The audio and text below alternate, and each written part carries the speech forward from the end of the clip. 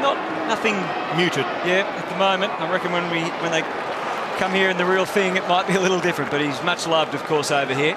Selwood brings it into the middle, and now nice work. Now the Eagles are able to get it through McKenzie out to Marston. They're on here too. LeCras in the pocket. Got some new personnel as well, but it's first class. That's the game now. If you can't kick it beautifully, you're not in the hunt. Well, LeCras has been able to kick it beautifully all the way through, and that hasn't changed. Despite that knee injury some 18 months ago, he is back. He'd just about be the #1 running back when in the comp, or he'd be right up there with them. Gaff knows how to get into a dangerous position, doesn't blast away. Instead, he kicks to Cox. They're getting first dibs on it. Fresh from his 6th All-Australian Guernsey last year, Dean Cox back in the team. A chance to go for it and made no attempt at it himself. Missed that one. Marston off. Kennedy. Beards are officially back, it seems. Oh, yeah. Let's get the little stutter. Yeah, there we go. And he's on his way. Goal umpire didn't have to stutter too far. Straight through. And West Coast back in front.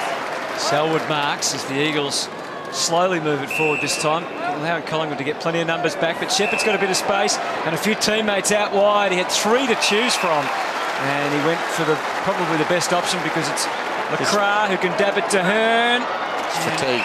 We know distance won't be an issue for Hearn from there. So to have him leading up as a target across the half-forward line is a great fill-up for them.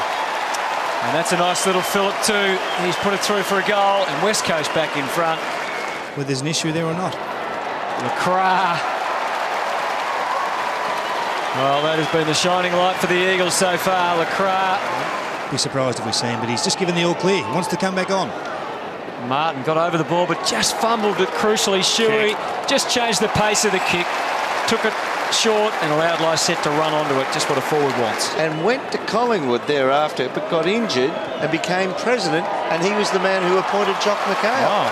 Yeah. Schofield has the ball.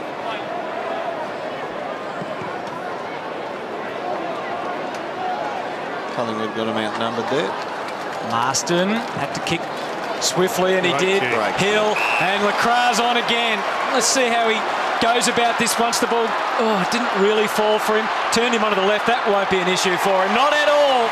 And the West Coast are back in front with 3 consecutive goals. Terrific game of footy here at Patterson Stadium.